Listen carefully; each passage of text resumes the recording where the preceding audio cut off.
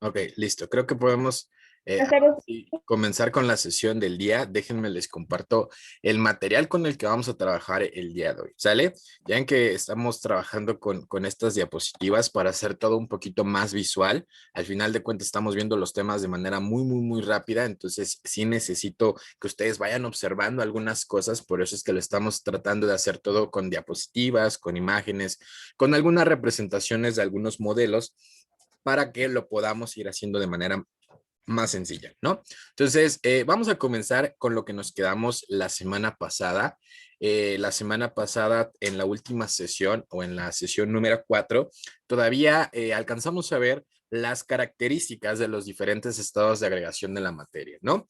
Vimos que era una propiedad completamente física, las transformaciones que iban a existir dentro de todos los estados de agregación de la materia, y por ahí platicamos algunas características generales de cada uno de los estados, ¿no? Aparte, complementamos toda esta información con una teoría que es un poquito más específica, que nos ayuda a entender un poco más a fondo de qué trata los estados de agregación de la materia, ¿no? Que es la teoría cinética molecular. Por ahí platicamos un poquito a qué se refiere con la cinética molecular. Recordemos que cinética es el movimiento de nuestras partículas en este caso. Eh, por eso es que cada uno de los estados de agregación va a tener características completamente diferentes, ¿no? En este caso empezaríamos a hablar de los sólidos, los líquidos y gaseosos como los estados de agregación principales, ¿no? Yo les comentaba también la clase pasada que por ahí existían hasta 7 diferentes estados de agregación de la materia, pero los que nosotros usamos de manera más común en la química son únicamente estos tres y en algunos casos entra el plasma. Pero acuérdense que el plasma al final tiene las mismas características que un gas, ¿no? Entonces, aquí tenemos las tres principales, perdón, las dos principales características de cada uno de estos estados de agregación de la materia, ¿no? Habíamos visto a los sólidos, que los sólidos iban a tener una forma definida y un volumen completamente definido. ¿A qué se debía esto? Pues esto se debía precisamente a el poco movimiento que van a tener sus partículas, tiene muy poca energía cinética, por eso es que las partículas casi siempre van a estar todas unidas, van a estar muy fuertemente unidas, por eso es que van a tener una forma definida, ¿no? En cambio, los líquidos no van a tener una forma definida porque van a tener una ligera separación o un ligero movimiento entre sus partículas. Por lo tanto, se van a poder acoplar con facilidad al recipiente en donde nosotros lo estemos poniendo, ¿no? Platicábamos, por ejemplo, que si lo poníamos en un recipiente de forma de corazón, pues va a tener forma de corazón. Si tiene forma de carro, pues va a tener forma de carro, ¿no? Esto es una de las principales características que van a tener los líquidos, por eso es que se dice que no tienen una forma definida, pero sí van a tener un volumen definido, al igual que los sólidos. Y por último, en el estado gaseoso, acuérdense que los gases van a tener todas las partículas completamente separadas, van a tener mucha energía cinética, por lo tanto, van a tener muy poca interacción entre las mismas partículas, van a tener mucha separación y siempre van a estar en continuo movimiento, ¿no? Como la imagen que pueden ver por ahí en las diapositivas. Por lo tanto, los gases, al igual que los líquidos, no van a tener una forma definida, pero lo que los hace diferentes a los líquidos es que tampoco tendrían un volumen definido, ¿no? También platicamos de esta relación que existía entre los estados de agregación de la materia y la energía, ¿no? Platicábamos esta parte cuando se le agregaba energía o en este caso temperatura, le agregábamos temperatura para que precisamente pudiéramos ir aumentando el movimiento de nuestras partículas, ¿no? Los sólidos van a estar muy unidas. Si yo le agrego energía, empezaríamos a aumentar el movimiento de las partículas y se comenzarían a separar ligeramente, que es el caso de los líquidos, ¿no? Y por último, si yo sigo aumentando la energía, tendríamos que llegar en el punto hasta que estas partículas estén completamente separadas y en continuo movimiento, que es la característica de los gases, ¿no? Y ya que entendimos estos diferentes pasos entre los estados de agregación de la materia, tenemos algo que se conoce como transformaciones físicas de la materia, ¿vale? ¿Qué son las transformaciones físicas de la materia? La transformación física de la materia van a ser los pasos entre las diferentes fases o entre los diferentes estados de agregación de la materia. Es decir, un sólido puede pasar a estado líquido o a estado gaseoso, el líquido puede pasar a estado sólido o a estado gaseoso, y un gas también puede pasar a estado sólido y a estado líquido, ¿no? Y cada una de estas transformaciones va a tener un nombre completamente diferente, ¿sale? En todos los casos vamos a seguir hablando de energía. Para que un sólido se vuelva líquido, tengo que aplicar energía. Para que un líquido se vuelva gas, tengo que aplicar energía. Y así en todos los casos, ¿no? Siempre vamos a tener que estar aplicando energía para que podamos transformar a la materia en estos diferentes estados de agregación de la materia, ¿ok? Entonces, vamos a empezar con los sólidos. Los sólidos, el paso directo o el paso más común de la materia, cuando nosotros empezamos a aumentar la energía, es pasar a estado líquido, lo que se conoce comúnmente como fundir, ¿no? Entonces, este punto o esta temperatura en la que un sólido se derrite se conoce como fusión o derretimiento, ¿vale? Ese es el primer paso que va a existir entre un sólido y un líquido. Por ejemplo, si yo tengo un hielo y lo dejo afuera de mi congelador, ¿qué va a pasar? Empieza a aumentar la temperatura y entonces va a llegar a la fusión, es decir, se va a derretir, ¿no? Y el paso contrario, hablando de un líquido llevándolo a un sólido, se conoce como solidificación. Es decir, si yo tengo un vaso con agua y lo meto al congelador, ¿qué va a pasar? Se va a empezar a disminuir la temperatura, a disminuir la energía, por lo tanto lo voy a llevar a que se solidifique, ¿no? Lo voy a pasar de estado líquido a estado sólido. Ahora, el siguiente paso común que puede existir es de un líquido hacia un gas, ¿no? Seguimos hablando de aumento de temperatura. Entonces, ya saqué mi hielo del refri, ya se derritió, ya llegó a fusión y ahora tengo un líquido. Pero ¿qué pasa si yo lo pongo entonces ahora a la estufa? Empiezo a subir más la temperatura. ¿Qué va a pasar? Se va a empezar a evaporar, ¿no? Entonces, el punto en el que pasa de estado líquido a estado gaseoso se conoce como vaporización. Evelyn pregunta. Profe, Dime. me tengo que desconectar un ratito porque se fue la luz de mi casa Ok, y está no hay bien, no te internet. preocupes. Vale, Evelyn. Ok, Gracias. entonces sigo. Entonces, este paso entre líquido a un gas se conoce como vaporización y también se conoce comúnmente como ebullición. Ya hay muchos autores que lo manejan como punto de ebullición, pero realmente no es el punto de ebullición porque el punto es la temperatura exacta, ¿no? En este caso únicamente el paso o la transformación de un líquido a un gas se conoce como vaporización, ¿ok? Y el paso contrario, este paso lo vimos cuando platicamos un método de separación que se llamaba destilación, que teníamos que poner a hervir y después pasaba por un refrigerante para que se condensara, ¿no? ¿Qué era la condensación entonces? Cuando hablamos de condensación, es el paso de un gas o algo que esté en estado de vapor, se va a condensar, es decir, lo voy a pasar a estado líquido, ¿no? Lo que está pasando ahorita exactamente, la lluvia, ¿qué está pasando? ¿No? Todo el vapor de agua que estaba en el cielo o en las nubes o de quieran verlo, ahora se está condensando por las temperaturas, ¿no? Por eso es que llueve. ¿Y qué es lo que llueve? Agua. ¿Y el agua en qué estado está? Pues está en estado líquido, ¿no? Porque se está condensando, ¿ok? Pero no solamente existe ese paso o esa cadena entre sólido, líquido y gaseoso, existe otro paso directo entre los sólidos directamente a un gas sin necesidad de pasar por estado líquido.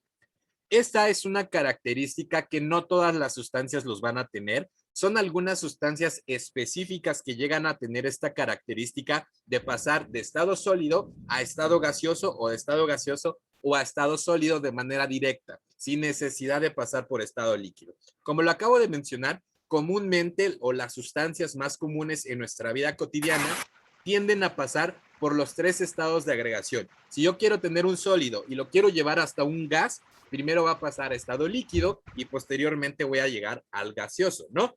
Pero existen algunas sustancias que no necesitan forzosamente pasar por estado líquido, sino que aumentamos la temperatura tan bruscamente que vamos a pasar directamente de estado sólido a estado gaseoso o en su caso de estado gaseoso a estado sólido, ¿sale? Entonces, El paso o la transformación entre un sólido directamente a un gas sin necesidad de pasar por el líquido se conoce como sublimación, ¿sale? Ese es el nombre, vayan checando las flechitas que tenemos por acá. De un sólido a un gas sin necesidad de pasar por estado líquido se conoce como sublimación. Y el paso contrario, es decir, un gas que pasa a estado sólido sin necesidad de pasar por estado líquido, se conoce como cristalización, ¿sale? O también se conoce como sublimación inversa, pero el nombre más común es cristalización. Ese es el nombre con el que lo van a encontrar comúnmente en diferentes libros o con diferentes autores, ¿no? La cristalización. Entonces, básicamente estos son los pasos que existen, son los nombres en cómo se les conoce a estas transformaciones que existen en la materia.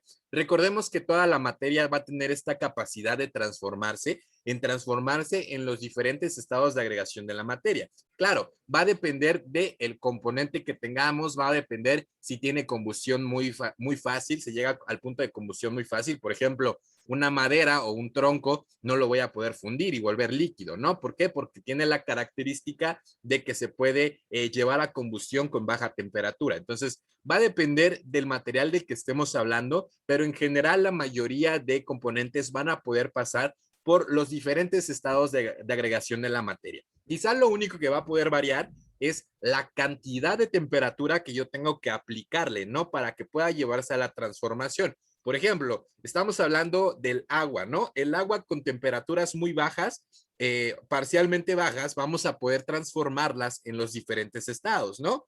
El agua está en estado líquido aproximadamente a temperatura ambiente, que son 35 grados centígrados, más o menos.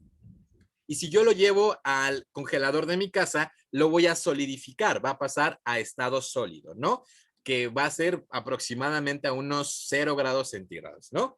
Pero si yo lo empiezo a subir en temperatura, voy a llegar a los 100 grados centígrados para que empiece a evaporarse, pasar a estado gaseoso. Pero si yo pongo en comparación la transformación del agua con el oro, vamos a poner al oro como ejemplo, el oro no se va a fundir a 100 grados centígrados, ¿verdad? Necesitaríamos temperaturas muy altas, temperaturas alrededor de 800 grados centígrados para que el oro o algún otro metal pueda fundirse y pasar de estado sólido a estado líquido, ¿no? Entonces, va a variar la cantidad de temperatura o la cantidad de energía que nosotros tengamos a aplicar dependiendo el tipo de componente que nosotros estemos hablando, ¿no?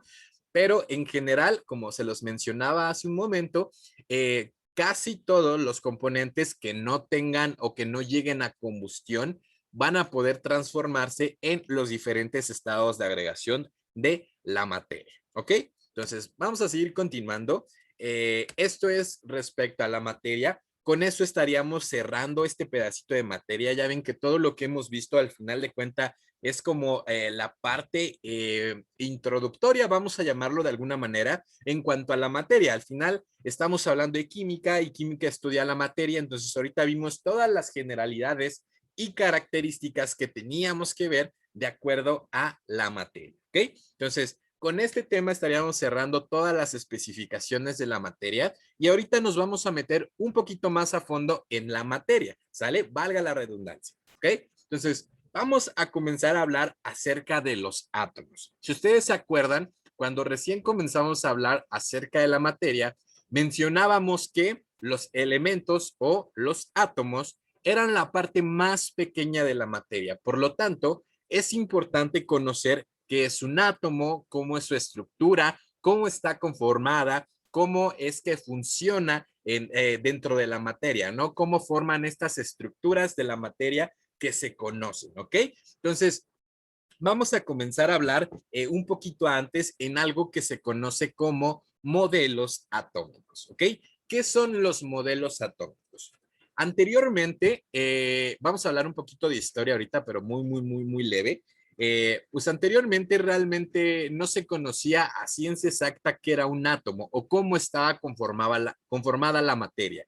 Sí se tenía la idea, porque hasta ese punto no había nada experimental, no se había comprobado absolutamente nada. Sí existía la idea de que la materia estaba conformado a partir de algo, ¿no? Al final, todo lo que conocemos en la vida está conformado a partir de algo. Entonces, También la materia tendría que estar conformada a partir de algo, pero realmente no se conocía el por qué. ¿Qué era un átomo? ¿Para qué nos servía? ¿Cómo era su estructura? No se conocía nada de eso, más que se sabía que la materia estaba conformada por algo. Punto. Solamente eso era lo que se sabía. Y a partir de ahí vienen algunos antecedentes como el de Demócrito. Demócrito era un filósofo griego y si recordamos un poquito de lo que vimos en la historia de la química, acuérdense que en el periodo griego todo era especulativo, todo era filosófico, ¿no? En el punto del periodo griego todavía no se conocía el método experimental, no había método científico, no había nada comprobable. Entonces, realmente no había cómo tener un avance en la ciencia porque no había cómo comprobarlo, ¿ok? Entonces, nace este antecedente a partir de uno de los filósofos griegos más importantes en el área de la química, que es Demócrito.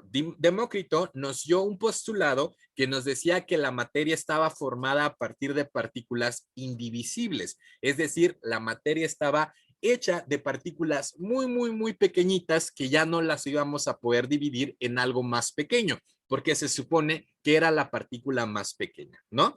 En este punto no se conocía nada más, no se le dio un nombre, no se le dio una estructura, no se le dio absolutamente nada. Solamente se postuló que la materia estaba conformada a partir de estas partículas pequeñitas, pero no se dijo nada más. ¿Por qué? Porque acuérdense que todo era especulativo, no había nada comprobable. Fue hasta algunos años después, en el año de 1807, en donde los científicos empezaron a tener esta necesidad por explicar el comportamiento de la materia, ¿no? Entonces, en la necesidad de tener que explicar el comportamiento de la materia, tenían que empezar a hablar de estas partículas que nos había comentado Demócrito, ¿no? ¿Qué eran estas partículas? ¿Para qué nos servía? ¿Cuál era su estructura? Todas estas dudas que yo les acabo de plantear hace un momento, ¿no? Entonces, a partir de ese año, en el año de 1807, se propuso la primer teoría atómica, que nos iba a ayudar a entender un poquito más acerca de el comportamiento de la materia, ¿no? Esta primer teoría atómica la propuso John Dalton y él propuso el primer modelo atómico, que básicamente es la base de todo lo que conocemos actualmente respecto a los átomos, ¿no? Él en su modelo atómico postulaba las siguientes propuestas. Nos decía que la materia estaba formada por partículas indivisibles, indestructibles y extremadamente pequeñas, denominadas átomos. Entonces, la palabra átomo o el concepto átomo se le atribuye directamente a John Dalton. ¿Por qué? Porque él fue el primero en que en la teoría atómica tal cual, él puso que se llamaban átomos. Esas partículas de las que hablaba Demócrito, a él las denominó como átomos. Y además, aparte de lo que ya conocíamos, nos decía que estas partículas eran indivisibles, como bien nos lo había dicho Demócrito, pero también iban a ser indestructibles y extremadamente pequeñas.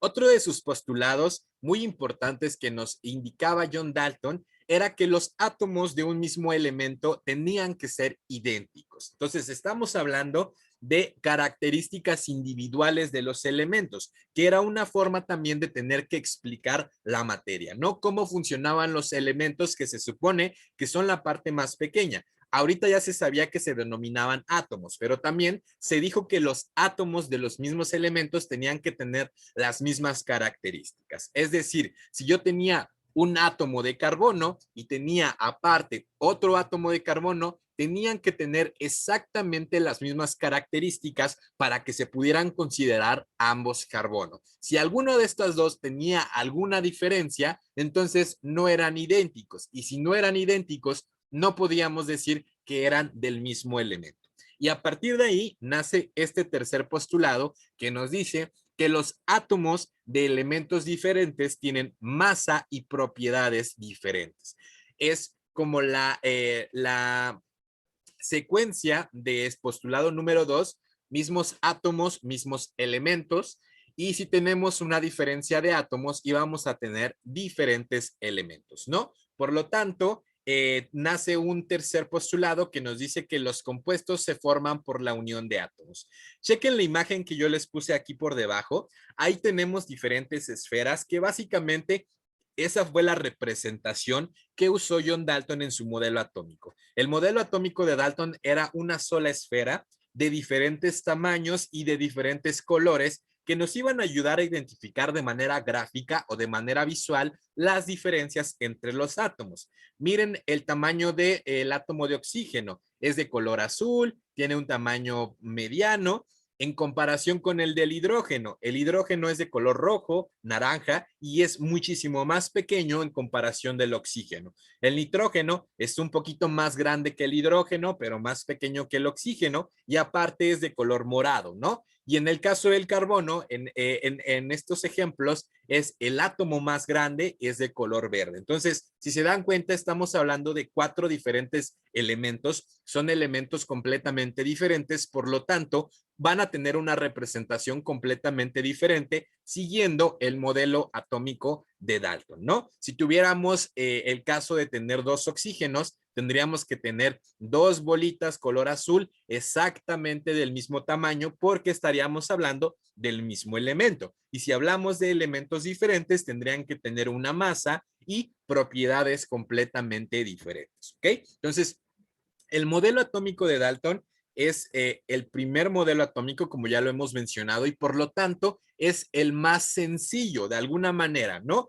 Fue el parteaguas de todo lo que conocemos también, porque estos postulados nos empezaron a ayudar, una, a definir la palabra átomo y otra, a investigar un poquito más acerca de la estructura. ¿Por qué? Porque él solamente nos dijo que era una esfera de diferentes tamaños dependiendo el elemento que estuviéramos hablando, ¿no? Posteriormente llegó Joseph Thomson, que unos años después, aproximadamente 90 años después, siguiendo la teoría de Dalton, comenzó a investigar un poquito más a fondo y empezó a aplicar el método científico y el método experimental, ¿no? A partir de todas estas experimentaciones que él realizó, él demostró que dentro de los átomos existían partículas más pequeñas, ¿vale? Entonces, el modelo atómico de Thomson fue uno de los más importantes porque ya se empezaron a identificar algunas partículas que estaban dentro de los átomos. Es decir, no solamente era una esfera, como nos lo decía Dalton, sino que existía algo más dentro de la estructura de un átomo, ¿no? Entonces, dentro de la teoría que nos comenta Thomson, nos dice básicamente que teníamos partículas de cargas negativas. Y estas partículas con cargas negativas las denominó electrones, ¿ok?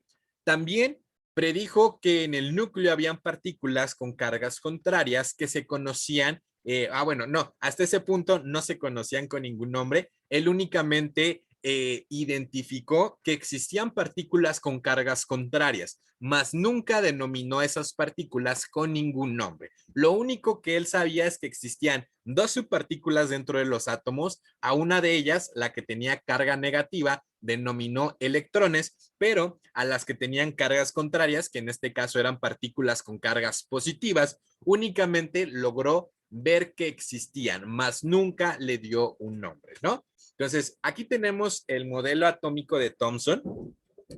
Básicamente, esta es la representación del modelo atómico de Thomson, que nos decía que teníamos esta esfera, como nos decía Dalton, una esfera de diferentes tamaños dependiendo del elemento que estuviéramos hablando y que iba a tener incrustados diferentes subpartículas con cargas negativas, ¿no? Estas partículas con cargas negativas ya saben que se conocen como electrones, que fue lo que el postulado que él nos dio o el principal postulado que él nos dio, y toda la esfera que estaba por debajo o donde estaban incrustados estos electrones iba a tener una carga contraria, que en este caso iba a ser positiva, ¿no? Otro nombre con el que se conoce comúnmente el modelo atómico de Thomson es el modelo del budín de pasas o pastel de pasas. Cualquiera de los dos nombres es correcto, ¿no? Budín es como un poquito más español. Aquí lo conocemos como pastel o como bizcocho en Latinoamérica, que básicamente es como la imagen que está por aquí abajo del modelo, ¿no? Ahí tenemos la imagen de un pastelito de pasas. Si se dan cuenta, tenemos como el panqué o el pan que representaría a la parte positiva o toda esta esfera positiva del átomo, y las pequeñas pasitas que están por ahí incrustadas serían entonces las partículas con cargas negativas, que en este caso se conoce como electrones, ¿ok? Entonces, aquí ya se empezó a ver un avance entre el modelo de Dalton y el modelo de Thomson. Hubo un avance muy grande porque ya se empezaron a conocer la parte interna de un átomo, no solamente la parte superficial, diciendo que habían esferas de diferentes tamaños, sino se empezaron a enfocar en la parte interna, indicando que existían diferentes partículas dentro de nuestros átomos, ¿no? Acuérdense, ojo con eso porque a veces se suele confundir. Thomson denominó la palabra electrones, pero nunca dijo la palabra de las partículas positivas, que ahorita las vamos a ver. Únicamente dijo que existían partículas de carga positiva, pero nunca les dio un nombre, ¿ok? Entonces, continuamos. Posteriormente, algunos otros años después, aproximadamente 50 años después, llegó Rutherford. Rutherford, a partir de el modelo atómico de Thomson, empezó a intentar comprobar esta parte que Thomson nos había dicho, ¿no? Él nos había dicho que habían partículas con cargas negativas, pero también iban a existir partículas con cargas positivas. Denme un segundo, se salió la presentación. ¿Dónde estábamos? En Rutherford. Ok, listo. Ya estamos de nuevo con Rutherford. Entonces, él a partir de lo que nos había postulado Thomson, que era que existía una partícula con carga negativa llamada electrones, pero también existían partículas con cargas contrarias, él tomó esta aportación que dio Thomson para empezar a investigar un poquito más a fondo y tratar de demostrar lo que nos había indicado Thomson de la partícula positiva. Entonces, fue algunos años más tarde que él logró precisamente experimentar y comprobar la existencia de una partícula con carga positiva. Y fue él quien denominó esta partícula con carga positiva con la palabra protones, ¿sale? Entonces, ya se sabía hasta esta fecha que existían entonces dos subpartículas atómicas, que en este caso era electrones y también los protones. Pero también Rutherford nos ayudó a encontrar una tercer subpartícula atómica, ¿ok? Aquí entra una parte bastante interesante en cuanto a la historia de los modelos atómicos, porque algunos autores, hay una pelea de autores diciendo que Rutherford denominó la palabra de la tercera partícula atómica, pero en realidad no fue así. Tal como le pasó al caso de Thomson, en el caso de Rutherford, él también predijo que existía una tercera subpartícula atómica, pero nunca pudo demostrarlo. Únicamente identificó que podía existir la presencia de esta tercera subpartícula, pero no logró aplicar en el método científico ni logró experimentar con ella, por lo tanto no pudo comprobarlo. Únicamente se quedó hasta la parte de la existencia de los protones, ¿no? Fue un poco más tarde que llegó otra persona, otro científico que se apellidaba Chadwick, que él precisamente nos ayudó a terminar de complementar la teoría que nos decía Rutherford.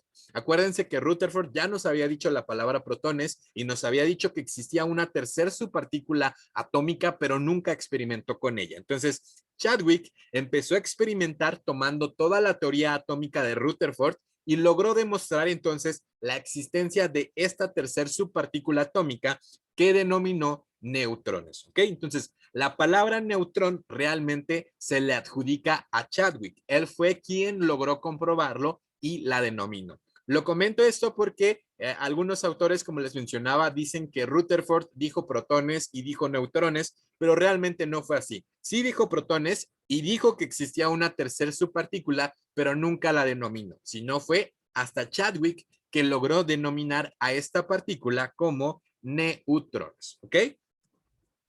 El modelo atómico de Rutherford básicamente es como los que podemos ver en los GIF que aparecen por ahí.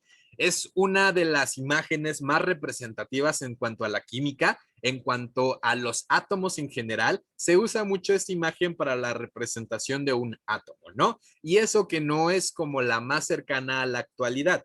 Pero a partir de este modelo se empezó a entender un poquito más a fondo la estructura de los átomos, porque como ya les comentaba, no solamente hablaba de la parte externa, sino se empezaron a enfocar en la parte interna del átomo, cómo iba a estar conformado el átomo, qué partículas estaban dentro de él, ¿no? Entonces, el modelo atómico de Rutherford nos dio diferentes postulados. Como les menciono, ahí en la imagen pueden ver el modelo atómico de Rutherford. Uno está con movimiento, uno no tiene movimiento, pero él empezó a postular algo bien importante. Ojo con estos postulados que nos decía Rutherford, porque tiene mucha importancia en lo que vamos a ver a continuación. Él nos decía que el átomo iba a estar conformadas por dos regiones. Iba a tener una corteza y también iba a tener un núcleo. La corteza básicamente son estos como orbitales que se encuentran alrededor del núcleo y pues el núcleo va a ser el punto central, ¿no? Lo que él nos decía es que en esta corteza o en estos orbitales iban a estar los electrones en constante movimiento, ¿no? Como pueden ver ustedes ahí en la imagen del GIF. Y en el núcleo de nuestro átomo iban a estar los protones, ¿sale?